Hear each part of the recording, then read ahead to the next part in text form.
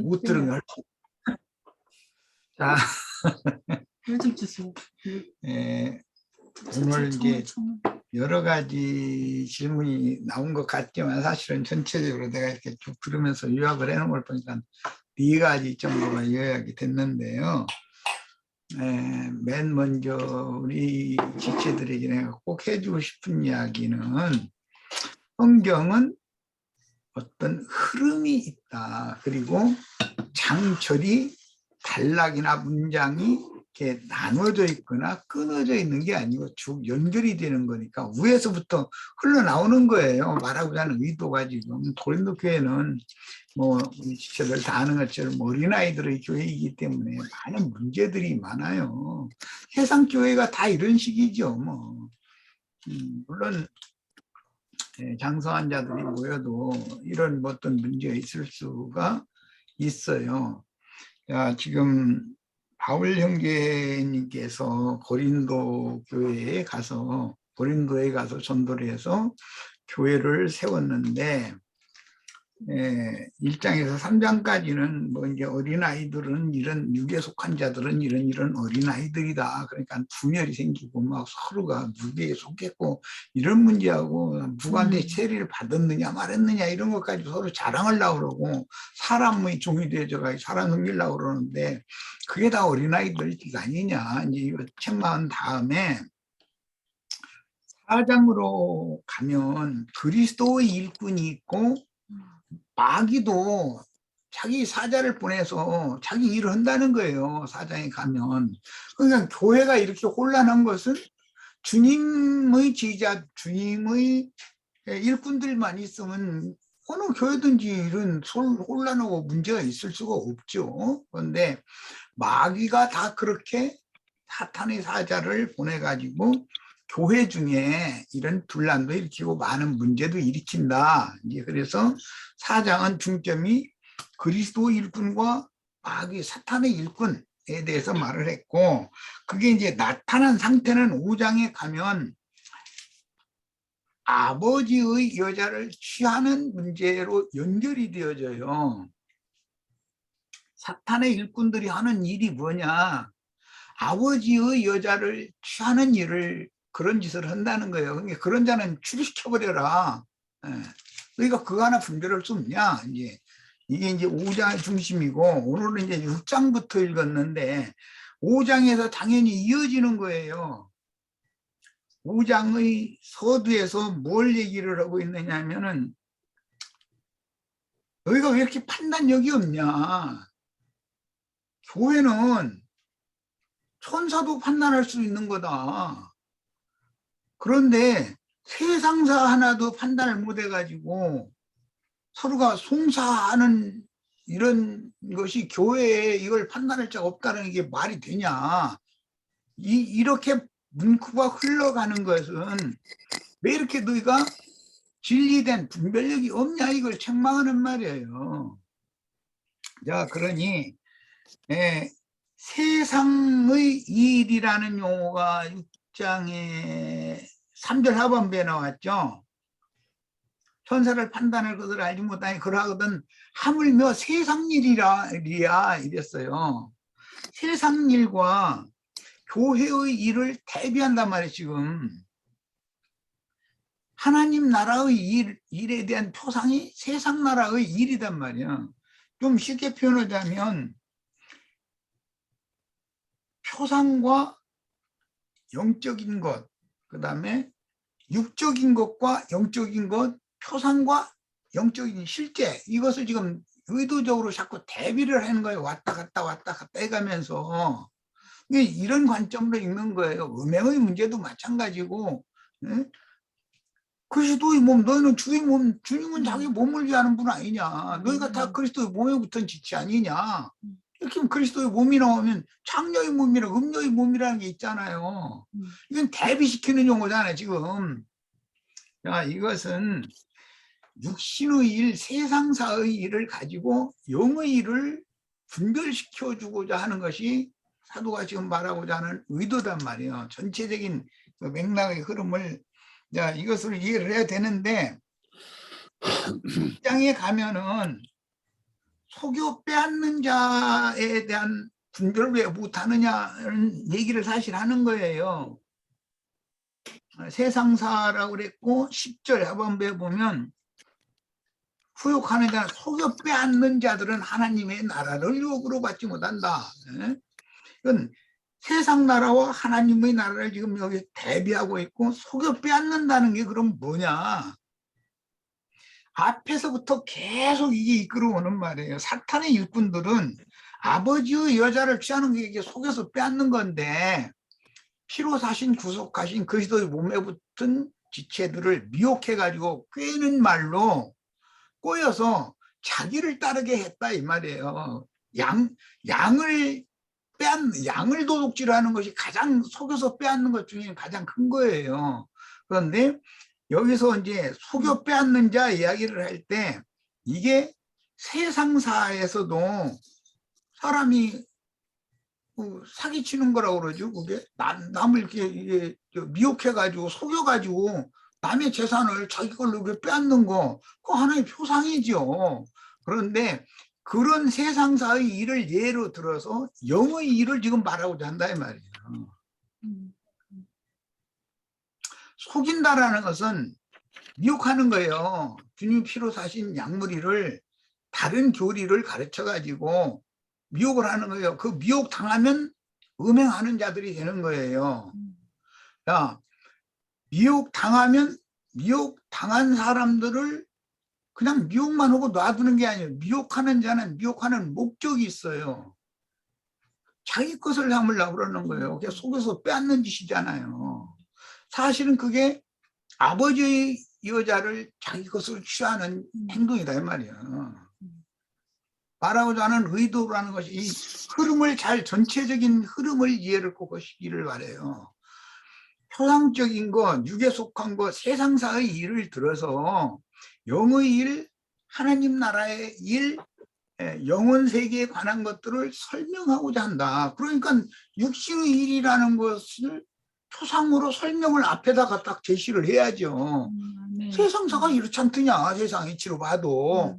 하나님 나라의 이치라는 것이 이런 거다라는 걸 지금 설명하는 중이에요. 그러려면 육신의 일을 가지고 예를 드는 거예요.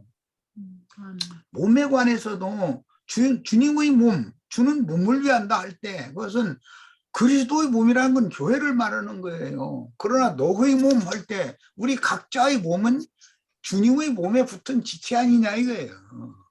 그렇잖아요 지금 말이. 그런데 왜 창녀와 합하여 창녀의 몸에 붙은 지체가 되려고 그러느냐. 이것은 육신적인 음행을 예로 들어서 영적인 음행, 즉 악한 자의 아들들에게서 미혹당해서 사람의 종이 되지 말아라라는 말이 앞에 나왔어요. 너희는 그리스도의 종이 돼야지 어떤 일이 있어도 사람의 종이 되지 말아라. 그럼 무슨 뜻이겠어요? 속여 빼앗는 게 영혼들을 자기 것으로 빼앗아서 종을 삼는다 이 말이잖아요. 그것을 설명하느라고 이런저런 얘기들이 나온 거예요. 그리고나 이제 7장에 넘어가서 아내가 자기 몸을 주장하지 못하고 머리이신 남편이 주장하는 거다. 그렇게 이걸 설명을 해가요. 자, 여기서도 머리와 몸의 관계를 말할 때 세상사의 부부 관계를 예로 들어서 그리스도와 교회의 관계라는 건 이런 거다라는 걸 지금 설명하는 중이잖아요. 네. 자, 그러니까 저 아래 보면은 이거 굉장히 중요한 말인데 그 7장 15절 혹 믿지 아니하는 자가 갈리거든 갈리게 해라 이랬어요. 성경에서 이혼이 허락되는 것은 딱 두 구절이 나와요. 남편이든 아내든 간에 음행의 연루가 되었으면 상대방이 이혼을 청구하면 이혼할 수가 있는 거예요. 이게 법이에요. 마찬가지로 믿지 않는 자가 믿는 자와 육신적인 부부인데 믿지 않는 자가 나는 당신의 그 믿음 문제 때문에 나하고는 영이 안 맞으니까 도저히 못 살겠다고는 갈라서라 이거요. 그런 경우는 영의 일이 육신의 일보다 우선한다라는 것을 지금 설명하느라고 그 얘기를 한 거잖아요. 아멘.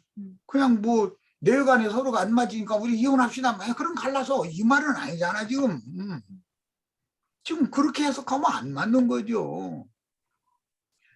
안 믿는 남편이나 안 믿는 아내가 믿는 남편이나 믿는 아내에 대해서 그 영이 안 맞기 때문에 난 당신하고 이 영의 문제로는 도저히 함께 살 수 없다. 이렇게 나올 때는 차라리 갈라서 버려도 괜찮다. 이런 것 때문에 구해될 필요가 없다. 이 말은 영의 일이 더 육의 일보다 우선한다. 이 말이단 말이에요. 아멘.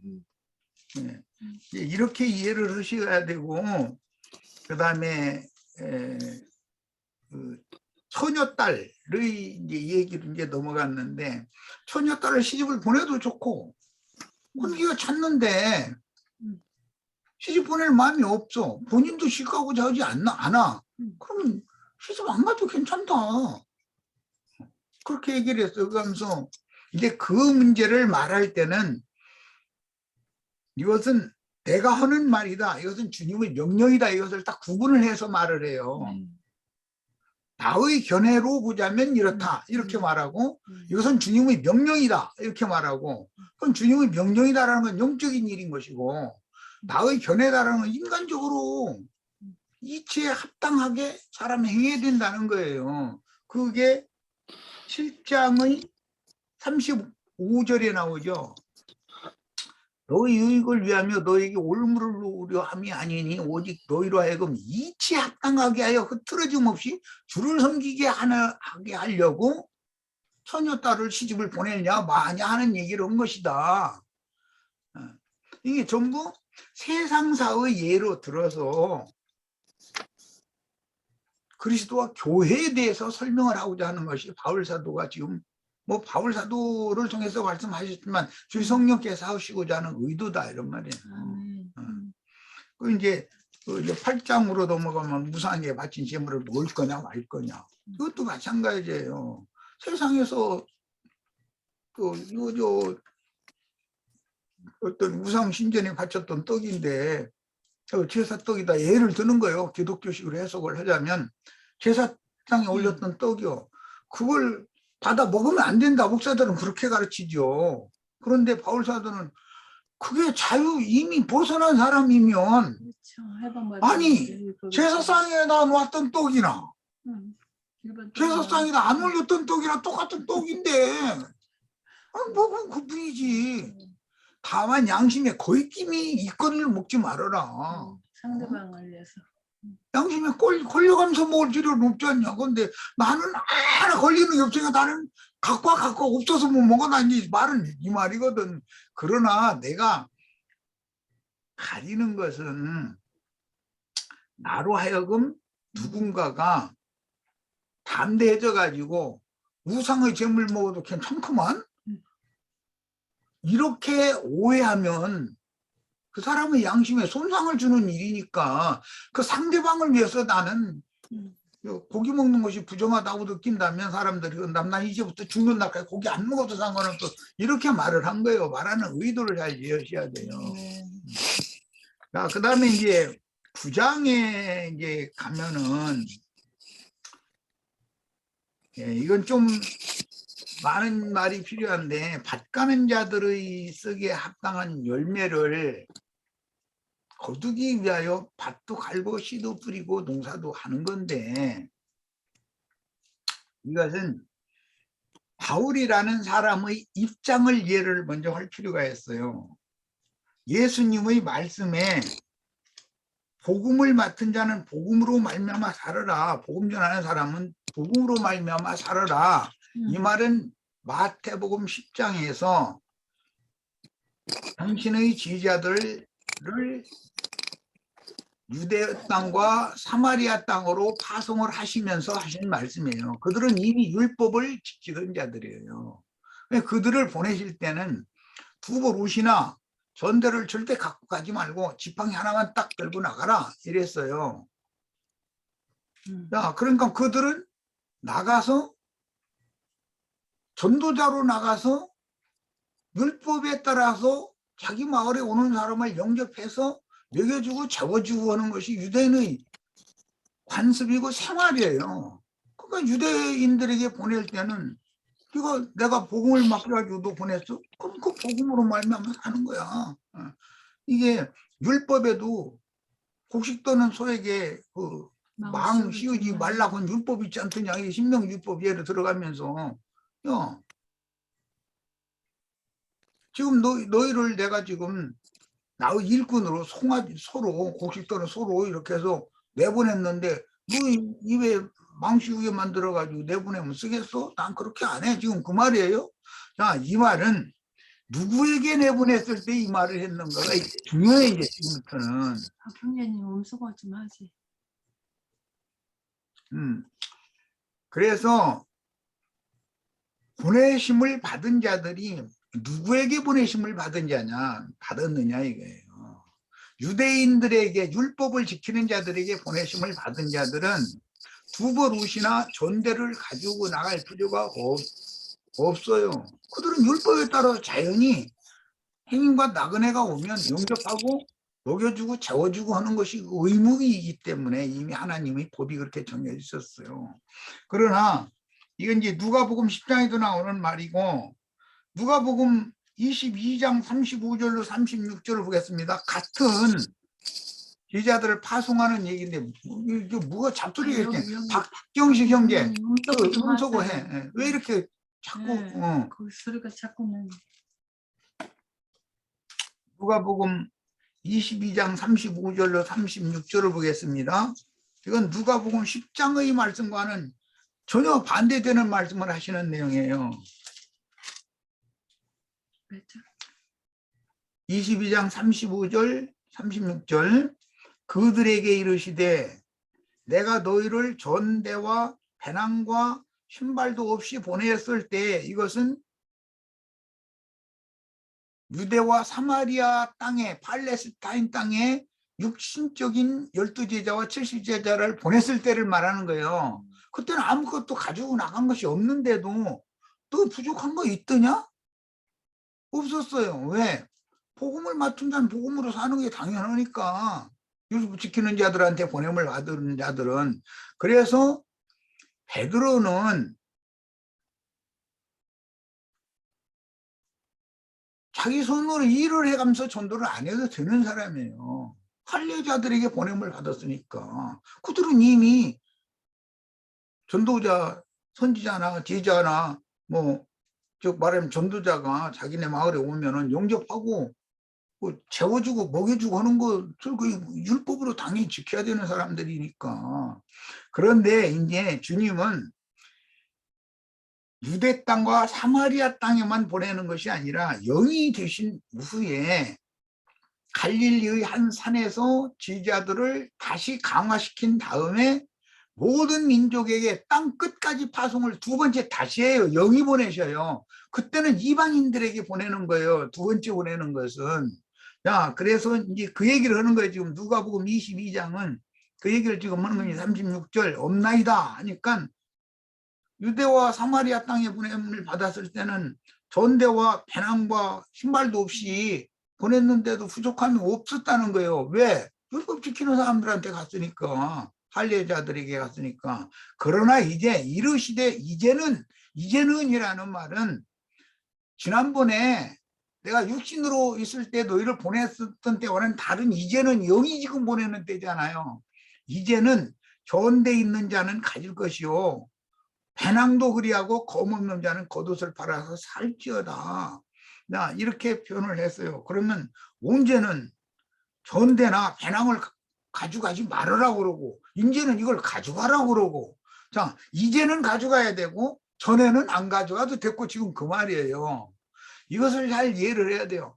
그래서 바울 사도는 이 바울 사도의 입장을 잘 이해를 해야 돼요. 바울 사도 아까 황영재가 질문하던데 아니 뭐 유대인한테 가서는 유대인처럼 행동하고 이방인한테 가서는 이방인처럼 행동하고 이 사람 도대체 무슨 사람이야 이게 콩이야 팥이야 뭐야 이것도 아니고 저것도 아니고 이렇게 오해하기 쉬워요. 그런데 바울이라는 사람은 혈통적으로 보면은 완전한 유대인 중에 유대인이었어요.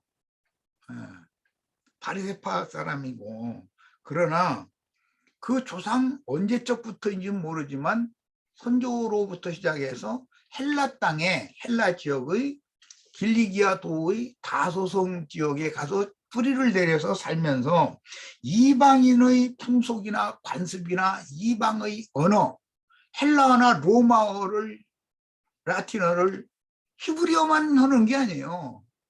바울이라는 사람은 최소한 세 가지 나라 말하는 거예요. 히브리인들 만나면 히브리어로 얘기를 하고 헬라인들 만나면 헬라어로 얘기하고 로마에 가면 라틴어로 얘기하는 거예요. 이방의 풍속과 이방인들의 관습에 대해서 너무 잘 아는 사람이에요.